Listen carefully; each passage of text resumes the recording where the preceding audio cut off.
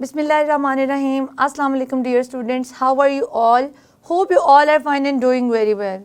Today we are going to discuss the study of malaria. आज की class में हम बात करेंगे स्टडी ऑफ मलेरिया की. Malaria is a common disease in many countries like Pakistan. आज की क्लास में हम डिस्कस करेंगे कि किस तरह से बायोलॉजिकल मेथड्स को यूज़ करके हम किसी भी बायोलॉजिकल प्रॉब्लम को सॉल्व कर सकते हैं, जैसा कि मलेरिया. ठीक है, तो बात करेंगे सबसे पहले हिस्ट्री की. About 2000 years ago malaria was known to physician. कितने साल पहले जो है वो मलेरिया को जाना गया. 2000 years ago जो फिजिशियन थे उनको पता चला कि एक ऐसी डिजीज़ है जिसका नाम जो है वो मलेरिया है. And it was known from its name like malaria. It was composed of 2 words, that is Mala and area. These are 2 Italian words which means mala mean bat and area mean air. So now you understand कि इसका जो name है वो किस तरह से derive किया गया. जो फिजिशियन थे 2000 साल पहले उनका ये ख्याल था it is more common disease in the people who lives near the low marshy areas. ठीक है, उनका ये ख्याल था कि जो मार्शी एरिया का जो स्टेगनेंट वाटर होता है वो उस एरिया की जो एयर है उसको पॉइजन कर देता है. And the people who lives there inhale that air and they get malaria.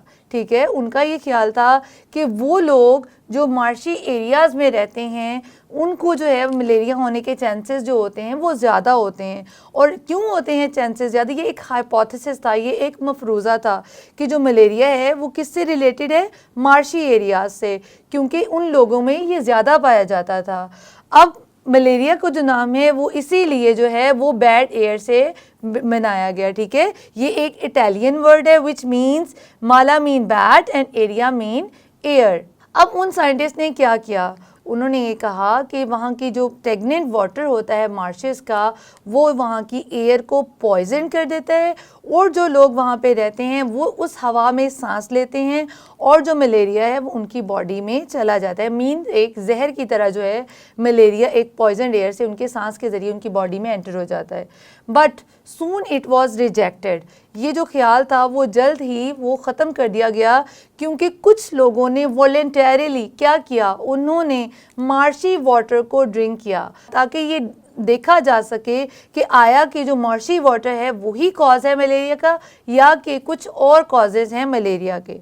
ठीक है, तो जो वॉलंटियर थे उन्होंने मार्शी वाटर को ड्रिंक किया लेकिन उनको मलेरिया नहीं हुआ. ये जो हाइपोथेसिस था वो रिजेक्ट हो गया. किस तरह से कि वो लोग जिन्होंने मार्शी वाटर को ड्रिंक किया था, जो लोग कहते थे कि मार्शी वाटर ही कॉज है मलेरिया का, लेकिन वॉलंटियर्स को मलेरिया नहीं हुआ, तो इस बात से ये हाइपोथेसिस फॉल्स अप्रूव हो गया. ठीक है, so malaria is the disease of chills and fever with recurring attacks.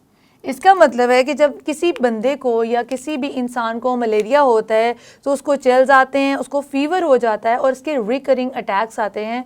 मतलब कि ये बार बार अटैक्स आते हैं चिल्स के एंड फीवर के. इन 17th century जब अमेरिका की डिस्कवरी हुई, America was the new to the world at that time. ठीक है, 17th century में with the discovery of America many plants were sent back from America to Europe. ठीक है, बहुत सारे प्लांट्स को अमेरिका से यूरोप में भेजा गया to be used as medicine, जिनको यूज़ किया गया मेडिसिन के तौर पे. उनमें जो एक प्लांट था उसका नाम था क्वीना क्वीना. ठीक है, क्या नाम था उसका, क्वीना क्वीना. The bark of that tree of quina quina was proved to be very suitable for treatment of fever. ठीक है, क्वीना क्वीना एक ट्री का नेम है जिसकी जो बार्क थी वो बहुत सूटेबल जो है वो फिजिशियंस को लगी फॉर ट्रीटमेंट ऑफ फीवर. ठीक है, तो उन्होंने जो क्वीना क्वीना था इसको सेंड बैक करना शुरू कर दिया टू यूरोप, अमेरिका से. Soon it was impossible to send enough bark to Europe. ठीक है, जल्द ही ये बात इम्पॉसिबल हो गई कि बहुत सारे क्वीना को यूरोप में किस तरह से ट्रांसपोर्ट किया जाए। तो इस दौरान कुछ जो डिसऑनेस्ट मर्चेंट थे उन्होंने इस बात का फ़ायदा उठाया और उन्होंने क्या किया, उन्होंने क्वीना को सब्स्टिट्यूट कर दिया, रिप्लेस कर दिया इससे ही मिलते जुलते एक ट्री से जिसका नेम था सिनकोना, जिसका नेम था cinchona. It was the tree that resemble to quina. ठीक है, ये जो सिनकोना था ये भी क्वीना से मिलता जुलता ट्री था। जो डिसऑनेस्ट मर्चेंट थे उन्होंने क्या किया, सब्स्टिट्यूट कर दिया, बजाय क्वीना सेंड करने के उन्होंने सिनकोना को यूरोप में भेजना शुरू कर दिया। But dishonesty was prove to be very valuable for mankind. ये जो उनकी डिसऑनेस्टी थी ये इंसानों की फलाह के लिए बहुत बेहतर साबित हुई, because cinchona was very excellent for the treatment of malaria. जल्द ही ये बात साबित हो गई कि जो सिनकोना है ये बहुत एक्सीलेंट है for the treatment of malaria. Quina तो ओनली जो था वो सिर्फ फीवर को क्योर करता था, बट जो सिनकोना था वो किस चीज़ के लिए एक्सीलेंट प्रूव हुआ, for the treatment of malaria, क्योंकि इसकी जो बार्क थी उसमें एक पिगमेंट पाया जाता था जिसका नेम था कुनीन। अब ये जो कुनीन था ये 17th सेंचुरी से 20th सेंचुरी तक ओनली ट्रीटमेंट था मलेरिया का। आपने ये बात याद रखी है because it can be ask in MCQs कि 17th सेंचुरी से, मैं ये बात लिख भी देती हूँ, 17th सेंचुरी से 20th सेंचुरी तक quinine was the only treatment for malaria. 200 years later जो साइंटिस्ट थे या जो फिजिशियन थे, जो बायोलॉजिस्ट थे, उन्होंने डिस्कवर किया कि some diseases are caused by tiny organism, कि कुछ डिजीज़ हैं उनको कॉज करने के जो वजूहात हैं वो टाइनी ऑर्गेनिज्म हैं जिनको उन्होंने माइक्रोस्कोप में देखा। लेकिन ये जो बात थी इस पे एतबार नहीं किया गया और इसको डिसबिलीव करार दे दिया गया और इसको डिसअप्रूव कर दिया गया कि कोई टाइनी ऑर्गेनिज्म जो हैं वो इस डिजीज़ को कॉज नहीं करते।